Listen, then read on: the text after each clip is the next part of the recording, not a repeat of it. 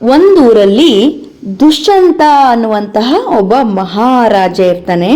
ಅವನು ಬಹಳ ಧರ್ಮದಿಂದ ತನ್ನ ರಾಜ್ಯವನ್ನ ಆಳ್ತಾ ಇರ್ತಾನೆ. ಅವನ ಆಳ್ವಿಕೆಯಲ್ಲಿ ಪ್ರಜೆಗಳು ಸುಖದಿಂದ ಸಂತೋಷದಿಂದ ಇರ್ತಾರೆ. ಹೀಗಿರ್ಬೇಕಾದ್ರೆ ಎಲ್ಲ ರಾಜರು ಬೇಟೆಯಾಡಕ್ಕೆ ಹೋಗ್ತಾರಲ್ವಾ, ಹಾಗೆ ನಮ್ಮ ದುಷ್ಯಂತನೂ ಕೂಡ ಬೇಟೆಯಾಡೋದಕ್ಕೆ ಅಂತ ಹೇಳಿ ಕಾಡಿಗೆ ಹೋಗ್ತಾ ಇರ್ತಾನೆ. ಅಲ್ಲಿ ಒಂದು ಋಷಿಗಳ ಆಶ್ರಮವನ್ನ ನೋಡ್ತಾನೆ.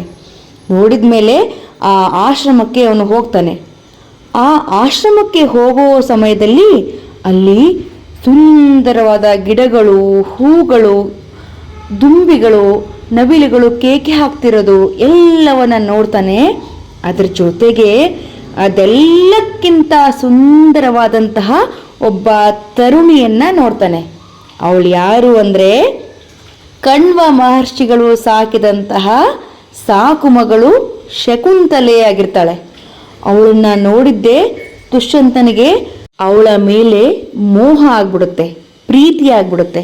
ಹಾಗಾಗಿ ದುಷ್ಯಂತ ಶಕುಂತಲೆ ಹತ್ರ ಹೋಗಿ, ನೀನ್ಯಾರು ಶೋಭನಾಂಗಿ ಅಂತ ಕೇಳ್ತಾನೆ.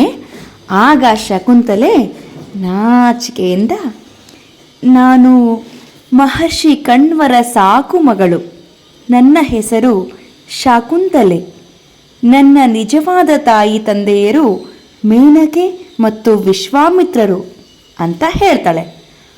ಆಗ ದುಷ್ಯಂತ ಹೇಳ್ತಾನೆ, ಓಹೋ, ಹಾಗಾದರೆ ನೀನು ರಾಜಪುತ್ರಿಯೇ? ಹಾಗಿದ್ರೆ ನೀನು ನನ್ನ ಹೆಂಡತಿ ಆಗ್ತೀಯಾ ಅಂತ ಕೇಳ್ತಾನೆ. ಆಗ ಅವರಿಬ್ಬರು ಗಾಂಧರ್ವ ರೀತಿಯಲ್ಲಿ ವಿವಾಹ ಆಗ್ತಾರೆ.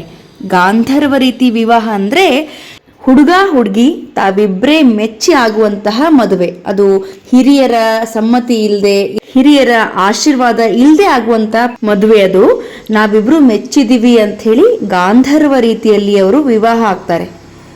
ಮದುವೆ ಆದ್ಮೇಲೆ ಅವರಿಬ್ರು ಒಂದು 4 ದಿನ ಒಟ್ಟಿಗೆ ಕಳೀತಾರೆ ಆ ಆಶ್ರಮದಲ್ಲಿ.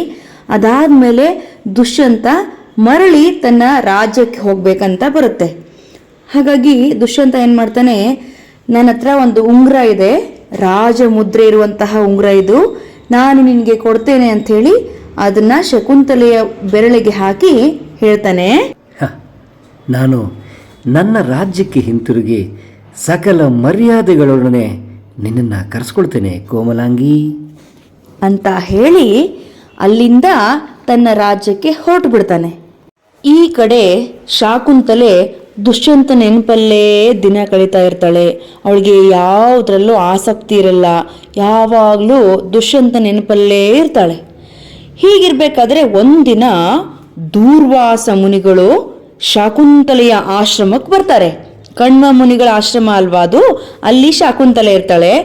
ಆ ಆಶ್ರಮಕ್ಕೆ ದೂರ್ವಾಸ ಮುನಿಗಳು ಬರ್ತಾರೆ.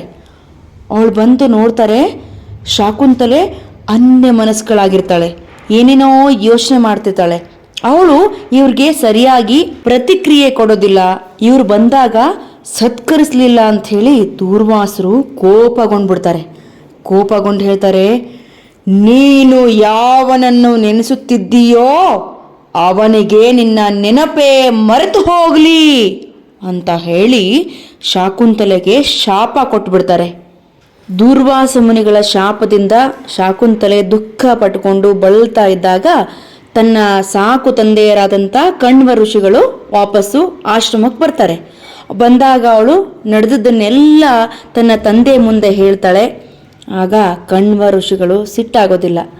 ಗರ್ಭಿಣಿ ಆಗ್ಬಿಟ್ಟಿರ್ತಾಳೆ ಶಾಕುಂತಲೆ. ಅಷ್ಟೊತ್ತಿಗೆ ಗರ್ಭಿಣಿಯಾದಂಥ ಶಾಕುಂತಲೆಯನ್ನ ತನ್ನ ಗಂಡನ ಮನೆಗೆ ಕಳಿಸ್ಬೇಕು ಅಂತ ಹೇಳಿ ಬುದ್ಧಿವಾದ ಹೇಳ್ತಾರೆ. ನೀನು ಗಂಡನ ಮನೆಯಲ್ಲಿ ಈ ರೀತಿ ನಡ್ಕೋಬೇಕು, ಹೀಗೀಗಿರ್ಬೇಕು ಅಂತ ಹೇಳಿ ಬುದ್ಧಿವಾದ ಹೇಳಿ ಅವಳನ್ನ ಒಬ್ಬ ಮುನಿಗಳ ಜೊತೆಯಲ್ಲಿ ದುಷ್ಯಂತನ ಬಳಿಗೆ ಕಳಿಸ್ಕೊಡ್ತಾರೆ. ಹೋಗ್ತಾ ಇರಬೇಕಾದ್ರೆ ದಾರಿಯಲ್ಲಿ ಶಕುಂತಲೆಗೆ ಬಾಯಾರಿಕೆ ಆಗತ್ತೆ. ನದಿಯಲ್ಲಿ ನೀರನ್ನ ಕುಡಿಬೇಕು ಅಂತ ಕುಡಿತಾ ಇದ್ದಾಗ ದುಷ್ಯಂತ ಕೊಟ್ಟಿದ್ದಂಥ ಉಂಗುರ ನೀರಲ್ಲಿ ಬಿದ್ದು ಹೋಗುತ್ತೆ. ಆ ಉಂಗುರವನ್ನ ಮೀನೊಂದು ನುಂಗ್ಬಿಡುತ್ತೆ. ಹೀಗಿರ್ಬೇಕಾದ್ರೆ ಶಾಕುಂತಲೆ ಮುನಿಗಳ ಜೊತೆಗೆ ದುಷ್ಯಂತನ ಆಸ್ಥಾನಕ್ಕೆ ಬರ್ತಾಳೆ. ನಿನ್ನ ಹೆಂಡತಿಯನ್ನ ನೀನು ಒಪ್ಪಿಸಿಕೋ ಮಹಾರಾಜ ಅಂತ ಮುನಿಗಳು ಹೇಳಿದಾಗ ಶಾಪದಿಂದಾಗಿ ಶಕುಂತಲೆಯ ನೆನಪನ್ನೇ ಮರೆತಿದ್ದಂಥ ದುಷ್ಯಂತ ಹೇಳ್ತಾನೆ, ಇವಳ್ಯಾರೋ ಕಾಣೆನಲ್ಲ ಅಂದ್ಬಿಡ್ತಾನೆ.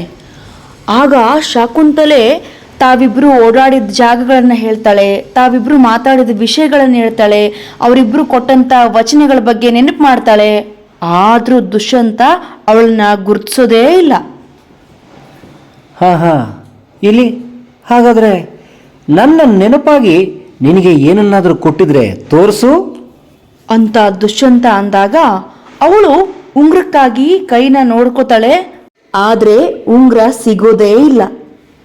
ಆಗ ಶಾಕುಂತಲೆ ಅವಮಾನಿತಳಾಗಿ ಆ ರಾಜ್ಯದ ಅರಮನೆಯಿಂದ ಹೊರಗೆ ಬರ್ತಾಳೆ. ಹೊರಗೆ ಬಂದು ಜೋರಾಗಿ ಕಿರಿಸ್ತಾಳೆ, ಅಮ್ಮ, ನನ್ನನ್ನು ನಿನ್ನ ಹತ್ರಕ್ಕೆ ಕರೆದುಕೋ ಅಂತ ಜೋರಾಗಿ ಕಿರಿಚಿದಾಗ ಅತೀ ಸುಂದರಿಯಾದ ಮೇನಕೆ ಧರೆಗೆ ಇಳಿದು ಬರ್ತಾಳೆ. ಬಂದವಳೆ ತನ್ನ ಮಗಳಾದ ಶಕುಂತಲೆಯನ್ನ ತನ್ನ ಜೊತೆಗೇ ಕರ್ಕೊಂಡು ಹೋಗ್ಬಿಡ್ತಾಳೆ. ಸ್ವರ್ಗಕ್ಕೆ ಶಕುಂತಲೆ ಹೋದ್ಮೇಲೆ ಅಲ್ಲಿ ಅವಳಿಗೆ ಒಬ್ಬ ಮಗ ಹುಟ್ಟುತ್ತಾನೆ. ಅವನಿಗೆ ಸರ್ವದಮನ ಅಂತ ಹೆಸರಿಡ್ತಾರೆ. ಹೀಗೆ ದಿನಗಳು ಕಳೀತಿರ್ಬೇಕಾದ್ರೆ ಒಬ್ಬ ಬೆಸ್ತ ಒಂದು ಮೀನನ್ನ ಕತ್ತರಿಸ್ತಾನೆ. ಆಗ ಅದರ ಹೊಟ್ಟೆಯಿಂದ ರಾಜಮುದ್ರೆ ಇದ್ದಂಥ ಉಂಗುರ ಸಿಗುತ್ತೆ. ಅದನ್ನ ನೋಡಿದ ಬೆಸ್ತ ಅದನ್ನ ತಗೊಂಡು ಹೋಗಿ ತನ್ನ ರಾಜನಾದಂಥ ದುಷ್ಯಂತನಿಗೆ ಕೊಡ್ತಾನೆ. ಆ ಉಂಗುರವನ್ನ ನೋಡ್ತಿದ್ದ ಹಾಗೆ ದುಷ್ಯಂತನಿಗೆ ಶಕುಂತಲೆಯ ನೆನಪಾಗುತ್ತೆ.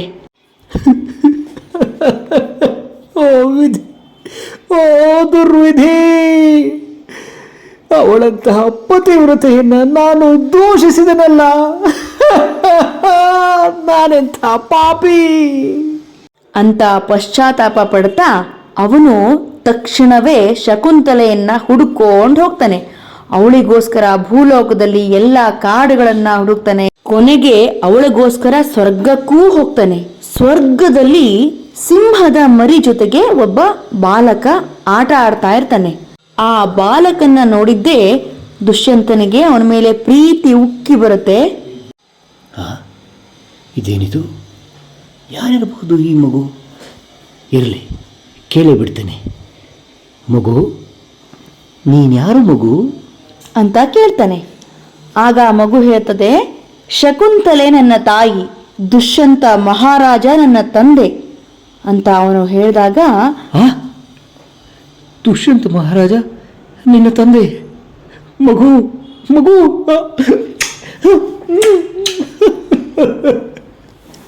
ಅಂತ ದುಷ್ಯಂತ ತನ್ನ ಮಗನಾದ ಸರ್ವದಮನನ್ನ ಅಪ್ಪಿ ಮುದ್ದಿಡ್ತಾನೆ. ಅದೇ ಸಮಯಕ್ಕೆ ಮಗುವನ್ನ ಹುಡುಕ್ತಾ ಶಕುಂತಲೆ ಅಲ್ಲಿಗೆ ಬರ್ತಾಳೆ. ದುಷ್ಯಂತನನ್ನ ನೋಡಿದ್ದೇ ಅವಳು ದಿಗ್ಭ್ರಾಂತಳಾಗ್ತಾಳೆ. ಶಕುಂತಲೆ, ನನ್ನ ಮನದನ್ನೇ ಪ್ರಿಯತಮೆ, ನಾನು ಮಾಡಿದ ಅಪರಾಧವನ್ನು ಮನ್ನಿಸು, ತಿಳಿಯದೇ ಆದ ತಪ್ಪಿಗೆ ನನ್ನ ಮನ್ನಿಸು ಅಂತ ಶಕುಂತಲೆಯನ್ನ ಕ್ಷಮೆ ಬೇಡ್ತಾನೆ. ಅದಾದ ನಂತರ ಶಕುಂತಲೆ ಮತ್ತು ಮಗನೊಂದಿಗೆ ದುಷ್ಯಂತ ತನ್ನ ರಾಜ್ಯಕ್ಕೆ ಮರಳ್ತಾನೆ. ಅವನ ಮಗನಿಗೆ ಭರತ ಅಂತ ಹೇಳಿ ಮತ್ತೆ ಮರುನಾಮಕರಣ ಮಾಡ್ತಾನೆ. ರಾಜನಾಗಿ ಅಭಿಷೇಕ ಮಾಡ್ತಾನೆ. ಮುಂದೆ ಭರತನು ವಿಖ್ಯಾತ ಆಗ್ತಾನೆ. ಅವನ ಹೆಸರಿನಿಂದ ದೇಶಕ್ಕೆ ಭರತ ವರ್ಷ ಅನ್ನುವಂಥ ಹೆಸರು ಬರುತ್ತೆ. ಹೇಗಿತ್ತು ಸವಿಲೋಕದ ಕಥೆ? ಇಷ್ಟ ಆಯ್ತಾ? ಹಾಗಾದರೆ ಸಬ್ಸ್ಕ್ರೈಬ್ ಮಾಡಿ, ಬೆಲ್ ಐಕನ್ ಒತ್ತಿ, ನಿಮ್ಮ ಸ್ನೇಹಿತರೊಂದಿಗೂ ಹಂಚ್ಕೊಳ್ಳಿ.